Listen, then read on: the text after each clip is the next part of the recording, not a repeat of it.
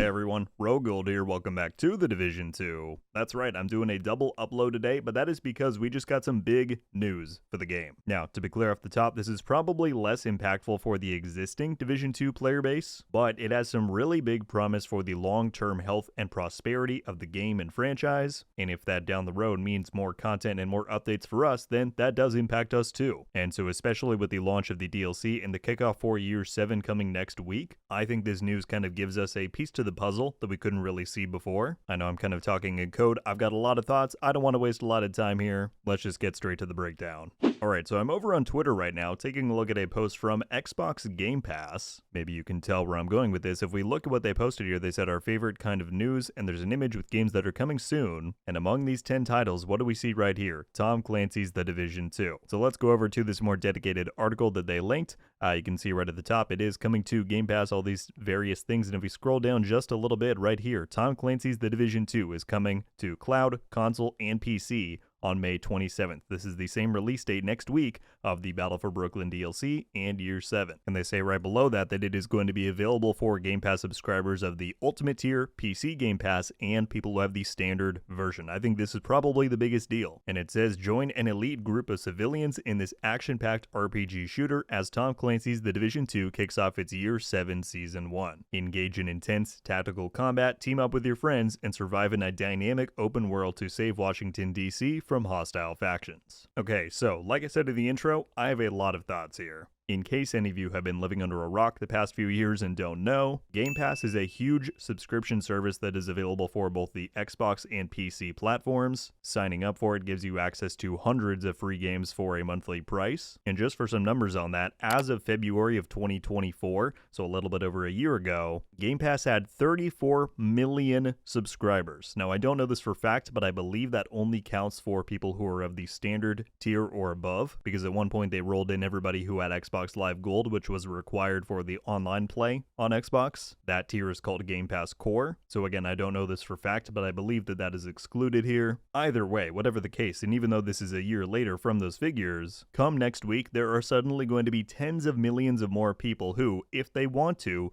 can now try out The Division 2 completely free. Now, the first thing I want to say is that this is very significant timing for them to have aligned this with the drop of the Battle for Brooklyn DLC and the release of Year 7. There's obviously going to be a bit of marketing and buzz around that, and so hopefully it will get the most amount of eyes and attention on the game as possible for all of these people that now have access to it. I also believe that this begins to contextualize a lot of the work that the devs have been doing in the past year, especially with stuff like One Endgame, because I really think that is kind of genius here in terms of how the game is structured and how its monetization is structured, because essentially what is about to happen is that for millions of people who are subscribed to Game Pass, The Division 2 has just become a free-to-play game without the downsides of a free-to-play game. For example, if we take a look at a few of The Division 2's competitors, Destiny 2 calls itself a free game, quote-unquote, but the amount of content that you actually have access to as a free player is pretty limited, and you need to pay every year to stay up to date with the latest content and expansions, and that includes the highest power levels. On the other hand, you have a game like Warframe, which is proudly free to play, always has been, but therefore it is also pay to win, meaning you can buy all of the latest weapons and items in the store, you can spend money to speed up your crafting times, and again, that's all to fund development. They've been very clear about that from the start, but in the Division 2's case, it's kind of getting the best of both worlds. The One Endgame change that they made last year ensured that all DLC for the game is optional, right? Base game owners can reach the max power level,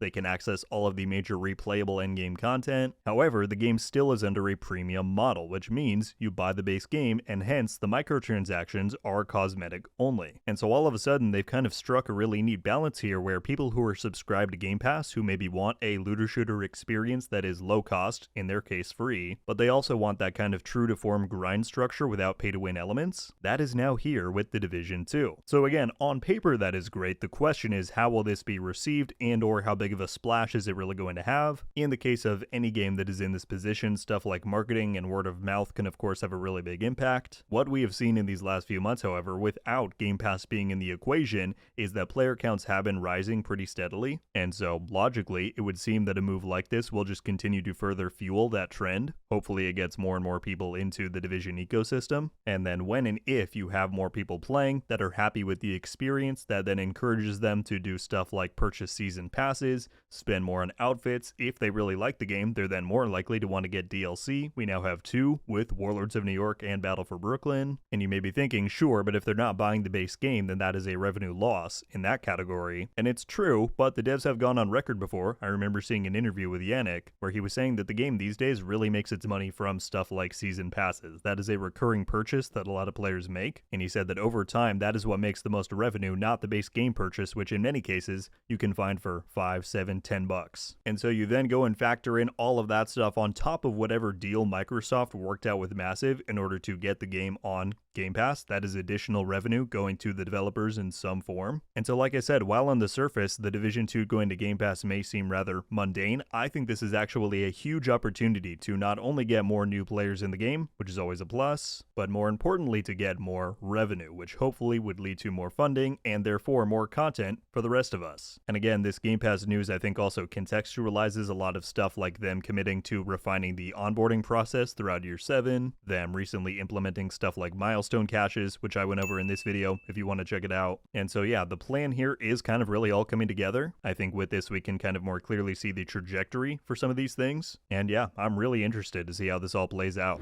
But there you have it, everybody. That is the news of the day. Very much hope you all enjoyed. If you couldn't tell by the rest of the video, I'm excited by this change. Like I said, really curious to see what kind of impact it has on the game. But at this point, I am deeply curious to hear all of your guys' thoughts and reactions. What do you think about the news of the Division 2 going to Game Pass? Do you think this really will have that big of an impact, or maybe not? Are there some potential shortcomings with this new change that I maybe failed to see? Let me know all of it down below. If you enjoyed the video and you're not already, I hope you will consider subscribing. We are going to have a ton of stuff coming next week with Battle for Brooklyn, and clearly there's going to be a lot more people playing than ever, so there's no better time. Come on in and join the community. That is going to do it for me today though, everybody. Thank you all so much for watching. I'll see you in the next one. RogueGold. Out.